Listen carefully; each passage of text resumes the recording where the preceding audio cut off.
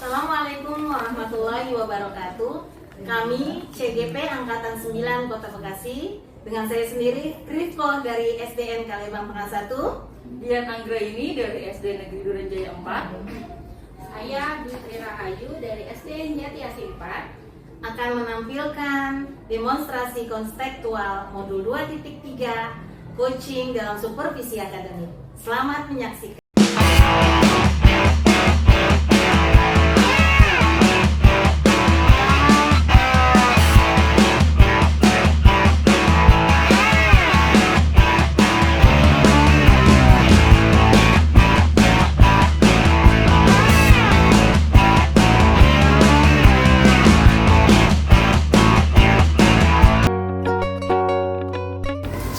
Assalamualaikum Bu Iko. Waalaikumsalam Bu Dwi. Bagaimana kabarnya Bu Iko? Alhamdulillah baik. Hari ini Bu Iko akan melakukan coaching ya? Iya. Tapi sebelumnya saya ingin menjelaskan terlebih dahulu tentang rubrik penilaian yang akan dinilai nanti saya akan bilang. Baik. Nah, nanti kan Bu Iko akan melakukan coaching. Nanti harus disesuaikan dulu sesuai dengan alur kita. Lalu proses coaching kah Ibu sudah memberikan pertanyaan yang berbobot sudah atau belum? Lalu bagaimana tanggapan coaching terhadap pertanyaan Ibu? Selanjutnya Ibu juga nanti akan melakukan coaching, harus ingat dengan prinsip coachingnya yang akan menjadi penilaian saya, yaitu mulai dari pemikiran proses, lalu proses kreatif dan memaksimalkan potensi. Nah, bagaimana sudah memahami ya? Insya Allah Sudah paham? Ya. Selanjutnya nanti sebelum melakukan kegiatan coaching nanti saya mau ada 3 pertanyaan dulu. Yang pertama mungkin kompetensi coaching apa yang ingin Ibu Iko kembangkan nanti ketika melakukan proses coaching? Untuk kompetensi yang akan saya kembangkan nanti yaitu mendengarkan aktif, kehadiran penuh dan juga pertanyaan yang berbobot.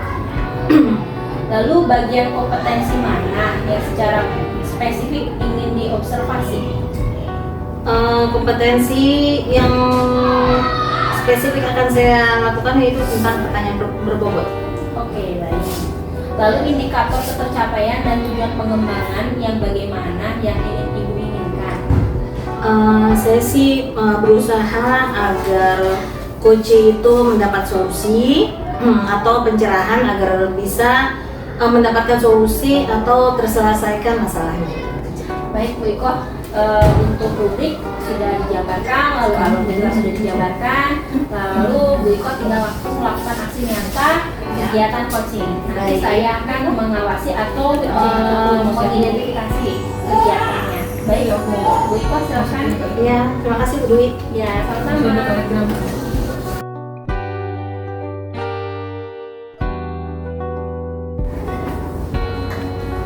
Assalamualaikum Bu Dian. Waalaikumsalam. Apa kabar? Alhamdulillah baik Ibu. Alhamdulillah. Nih ngomong-ngomong nanti kita mau coaching ya Bu ya? Iya, siap Bu. Kira-kira apa nih yang mau diobrolin? Yang mau diobrolin, saya mau obrolin tentang anak-anak murid saya yang susah sekali belajar matematika. Oh iya seperti itu. Lalu dari permasalahan ini Bu Dian itu ingin mencapai tujuan apa sih? Tujuannya karena saya mengajar kelas 6 ya Bu ya, jelas tujuannya bahwa saya ingin ketika nanti ujian akhir anak-anak itu bisa mengerjakan soal matematika dengan baik gitu. Karena anak-anak ini kan anak-anak ex pandemi Bu, waktu kelas 4 itu mereka full daring gitu, jadi basic pembelajaran matematika itu seperti hilang gitu, bahkan nggak ada gitu. Sedangkan untuk pembelajaran matematika di kelas 6 kan mengulang ya Bu ya, mengulang pembelajaran kelas 4 dan kelas 5 gitu. Jadi ketika kita mau mengulang pembelajaran seperti nol gitu, misalnya saya ingin mengajar bangun ruang. Iya. Ya, ketika kita mau masuk bangun ruang kan anak-anak udah harus bisa bangun datar. Sedangkan mereka bangun datar aja bingung. Gitu. Jangankan buat bangun datar, buat menghitung penjumlahan, pengurangan, perkalian, apalagi pembagian itu sulit sekali. Gitu. Jadi tujuannya sih mudah-mudahan anak-anak bisa mengerjakan soal, karena kan muaranya tetap ya Bu ya, kalau kelas 6 itu muaranya adalah ke nilai gitu, untuk bekal mereka nanti di SMP gitu. seperti itu ya. Jadi Ibu Dian masalahnya, jadi dari tujuan tersebut Ibu Dian berharap anak-anak ini bisa memahami pembelajaran matematika seperti itu ya.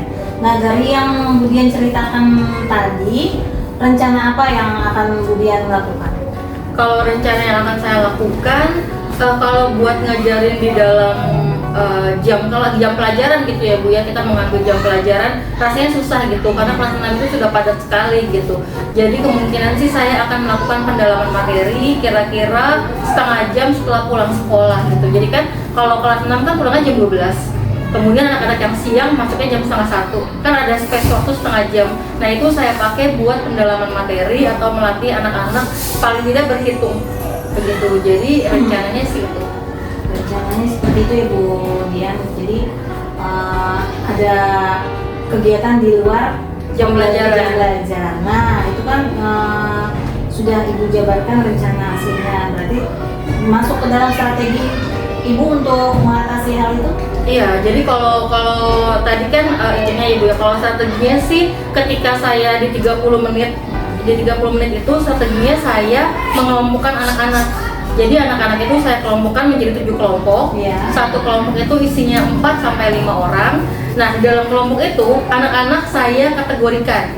Jadi dalam 4 orang itu ada satu anak yang kategori A yang hitungannya sudah lancar. Ya. Kemudian anak-anak yang kategori B yang dia sudah bisa menghitung tapi belum cepat gitu dan terkadang masih suka salah. Sama kategori C, anak-anak yang masih perlu bimbingan banget gitu. Jadi mereka saya kelompokkan duduknya bareng-bareng gitu. Jadi nanti strateginya mudah-mudahan bisa tutup sebaya. Kemudian ketika saya melaksanakan kuis, jadi bisa saling membantu begitu. Dari strategi yang Bu Dian ceritakan barusan, nah ini kan berarti ada jangka waktunya ya? Iya. Bagaimana jangka waktunya? Apakah jangka waktunya untuk selama pembelajaran kelas 6 saja atau seperti apa? Kalau jangka waktu saya sudah melaksanakan ini dari bulan Juli. Oh iya. Dari bulan Juli saya sudah laksanakan gitu. Jadi sudah ada anak-anak yang tadinya dia kategori C sekarang pindah kategori B, anak-anak yang kategori B sekarang pindah kategori A gitu. Untuk jangka waktunya saya tetap akan melaksanakan hal seperti ini. Pendalaman materi itu paling tidak sampai di bulan Maret gitu, karena biasanya di bulan April dan bulan Mei kita sudah akan menghadapi ujian gitu. Anak-anak juga sudah makin padat gitu jam belajarnya. Jadi mudah-mudahan di bulan Februari atau di awal Maret kegiatan ini saya hentikan dan anak-anak sudah punya basic begitu. Nah, dari kegiatan yang sudah terlaksana dari bulan Juli itu, nah ada nggak yang mempengaruhi setelah kegiatan ini? Setelah kegiatan ini berlangsung? Kalau yang mempengaruhi sih itu anak-anak jadi berubah gitu. Yang tadinya dia nggak bisa jadi udah lumayan gitu. Yang tadinya udah lumayan makin pintar, yang pintar udah makin jago gitu. Jadi perubahan-perubahan kecil seperti itu sih Bu gitu. Yang tadinya kelompok C yang nggak bisa ngitung ada 15 sampai 17 orang, sekarang tinggal 10 gitu. Jadi perubahannya ya lebih ke anak-anak. Ya, bagus sekali berarti ya, selama kegiatan tersebut berarti ada perubahan yang tadinya anaknya belum bisa berhitung sama sekali, paling tidak meskipun tidak secara signifikan, perlahan-lahan ada perubahan. Nah, setelah ada perubahan yang terjadi, berarti kan itu sudah berpengaruh ya pada kegiatan itu.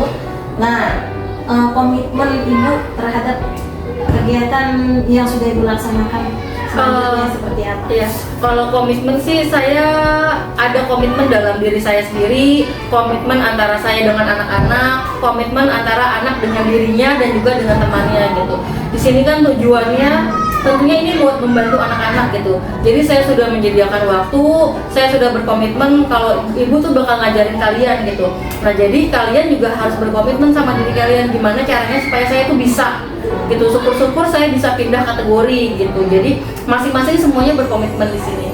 Tadi itu udah termasuk dalam salah satu tanggung jawab Ibu sudah mengadakan kegiatan untuk mempermudah anak dalam pembelajaran matematika. Iya. Ya, ide yang sudah Ibu sampaikan ini sebenarnya sudah luar biasa ya, sudah paling tidak sudah ada perubahan.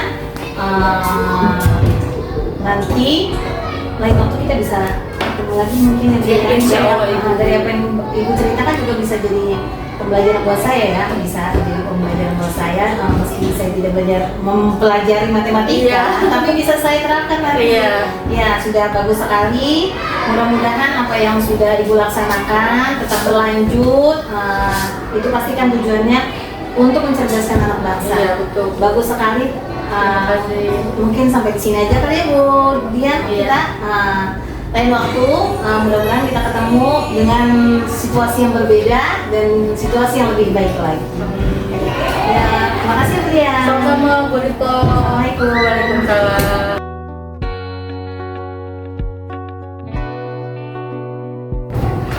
Iya Bu Iko, alhamdulillah ya tadi Ibu sudah melakukan coaching, Iya. Ibu juga sudah memperhatikan bagaimana Bu Iko melakukan coaching tersebut.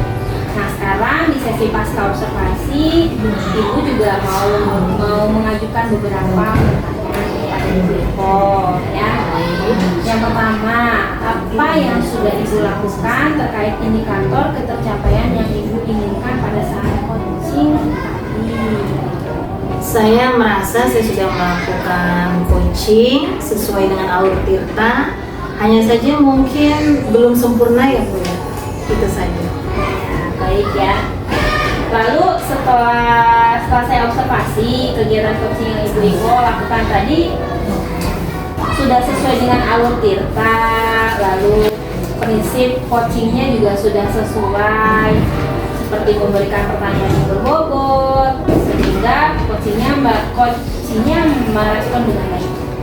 Nah, lalu juga tadi Ibu sudah memperhatikan Bu Iko itu menjadi pendengar yang sangat aktif. Lalu yang terakhir untuk pertanyaan penutup, sebelumnya kegiatan seperti ini ya, kompetensi apa yang ingin Ibu kembangkan setelah kegiatan coaching yang sudah Ibu lakukan tadi?